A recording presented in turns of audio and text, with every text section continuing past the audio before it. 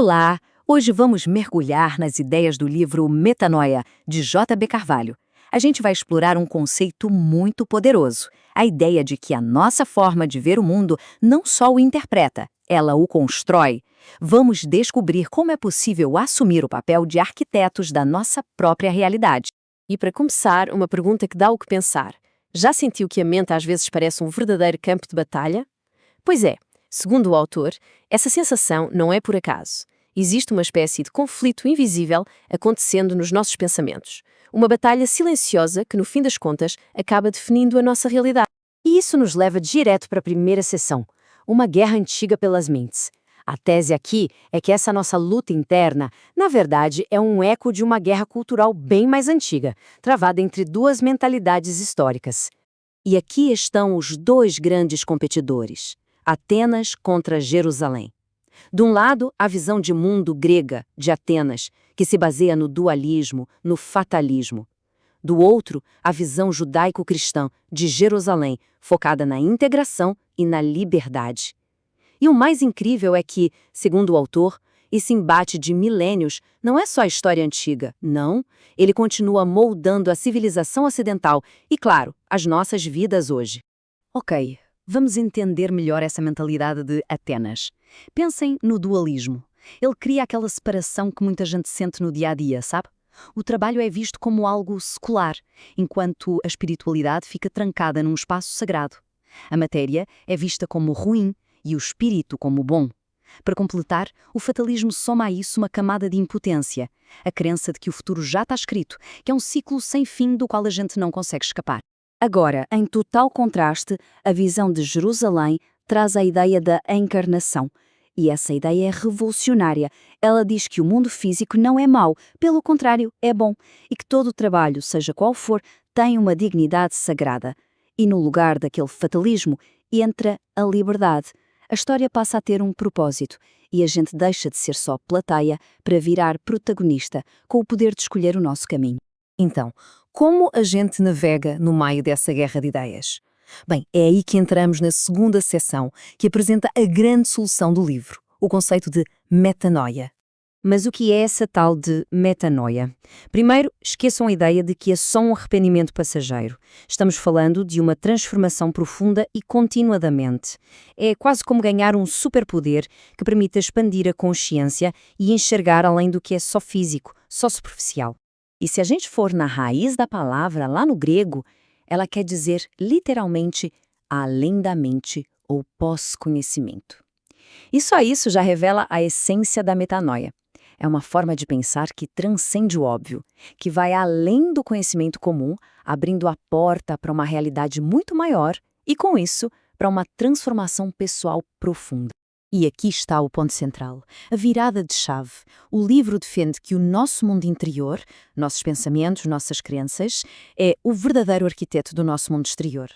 As vitórias que se alcançam na vida são, na verdade, o resultado de vitórias conquistadas primeiro na mente.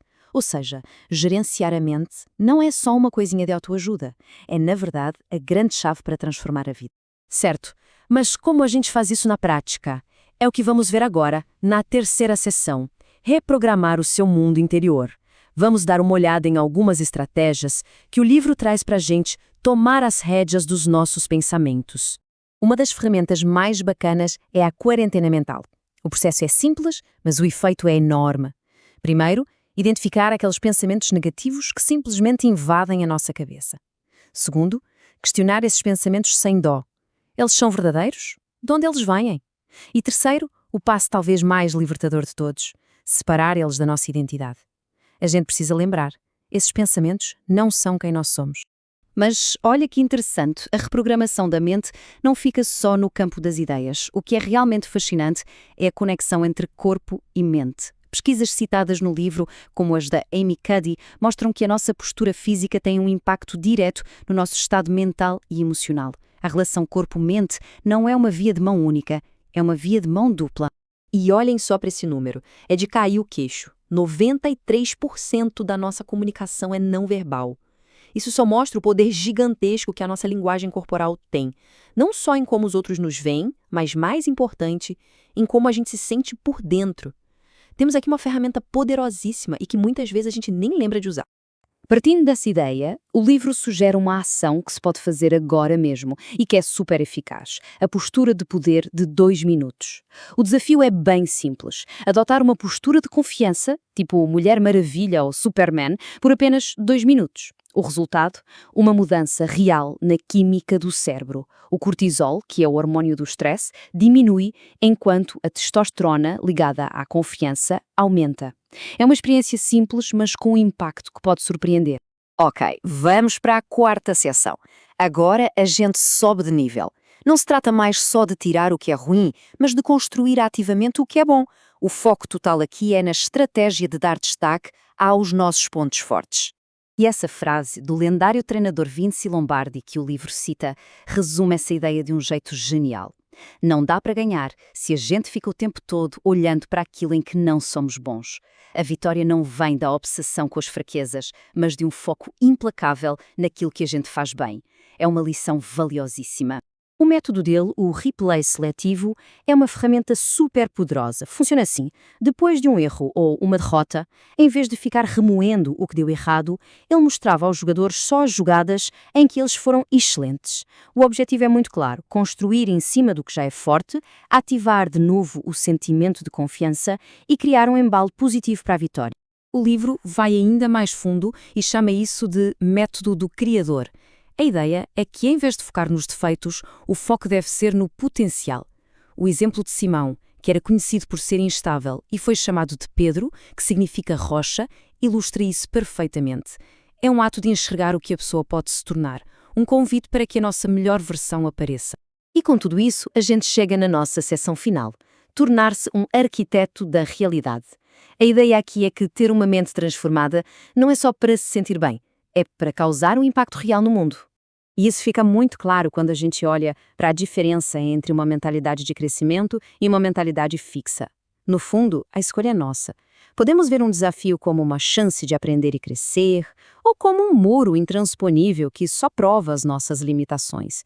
A crença que temos sobre as nossas próprias capacidades é o que, no final das contas, define a nossa resiliência e o nosso sucesso. E o livro faz um chamado à ação, que é resumido numa frase: passa à Macedónia. Isso não é sobre geografia, mas sim um chamado poderoso para que cada um de nós leve essa mentalidade transformada para os centros de influência da sociedade, a cultura, a ciência, a política, todas as áreas que moldam o nosso mundo. É um convite para a gente ser agente de mudança. E essa citação do livro amarra tudo, com uma mensagem final de empoderamento. A perspectiva é essa: deixar de ser um espectador passivo para se tornar um participante ativo, um arquiteto e protagonista com a capacidade real de criar um futuro diferente. E para fechar, fica essa pergunta, que na verdade é a essência de tudo que a gente conversou. Se a nossa mente é mesmo a arquiteta da nossa realidade e se temos o poder de escolher nossos pensamentos, então a pergunta mais importante que fica é: que história cada um vai escolher conscientemente viver? A escolha, como vimos, está totalmente em nossas mãos.